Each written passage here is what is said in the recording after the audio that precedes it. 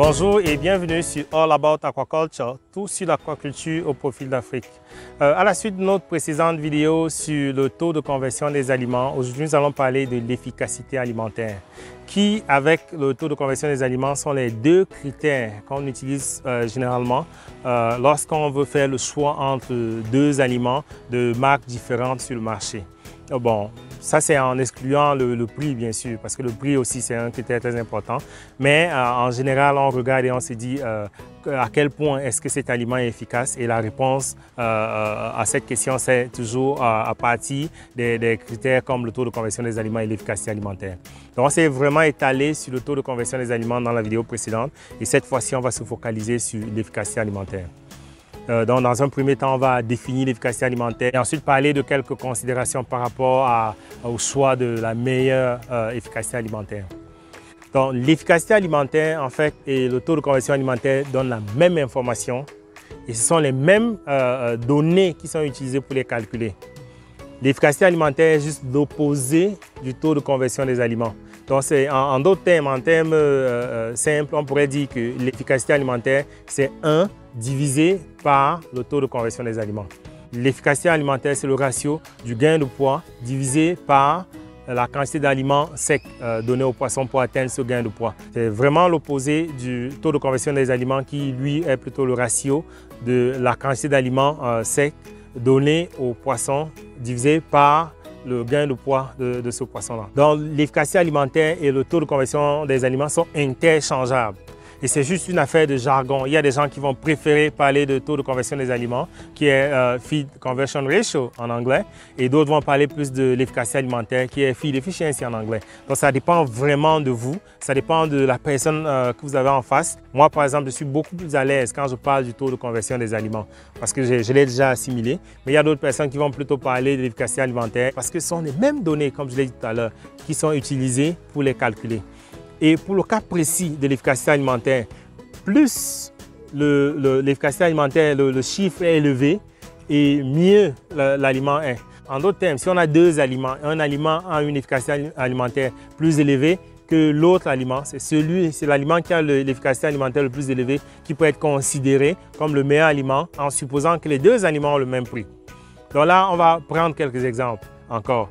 Le poids initial du poisson, 50 grammes, mais le poids final est de 750 grammes. Ça veut dire qu'il y a un gain de poids de 700 grammes, qui est 750 moins 50 grammes. Et ici encore, on donne 600 grammes d'aliments secs pour obtenir ce gain de poids de 700 grammes. L'efficacité alimentaire est de 700 grammes de gain de poids divisé par 600 grammes d'aliments secs. Et le résultat de 1,17.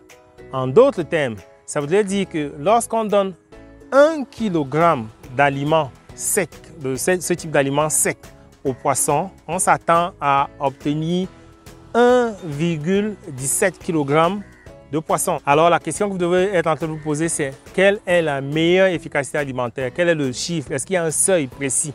Je dirais, comme je l'ai dit pour le taux de conversion des aliments, non, on ne peut pas donner un chiffre et dire voilà le seuil qu'il faut. Au-dessus de ce seuil-là, ce n'est plus considéré comme une bonne efficacité alimentaire, parce que tout dépend du système d'élevage.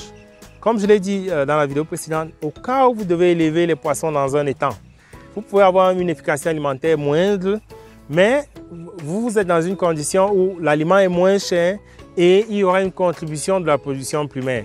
Alors en mettant tous vos chiffres ensemble, le coût de l'aliment, le temps que ça met à produire votre poisson et la possible contribution de la production primaire, vous pouvez aller prendre un aliment qui a une plus faible efficacité alimentaire et un prix moindre que l'autre aliment, et cela vous donne des bons résultats. Tout comme vous pouvez aller choisir un aliment qui a une efficacité alimentaire élevée et l'utiliser dans les étangs où il y a une production primaire, avoir des poissons plus gros, ou bien encore le poisson atteint son taux de croissance maximum et vous diluer de ce fait la contribution de la production primaire dans les temps.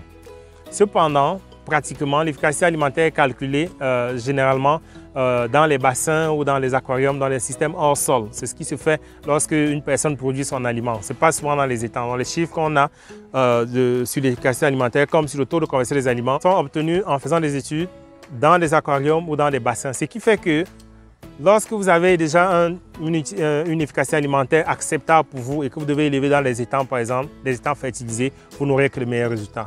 Alors, si vous devez élever vos poissons dans les systèmes hors sol ou dans des cages où il n'y a pas la contribution du milieu à l'alimentation du poisson, il est important de choisir le meilleur ou la meilleure efficacité alimentaire dès le début. Donc, avant même de commencer à nourrir les poissons, l'efficacité alimentaire doit être un critère important.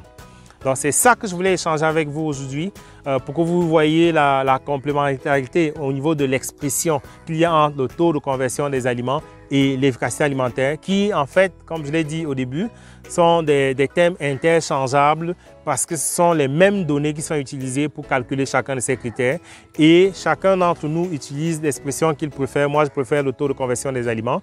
Et bien, il y a d'autres personnes qui vont préférer parler de l'efficacité alimentaire. J'espère que cette vidéo vous a plu.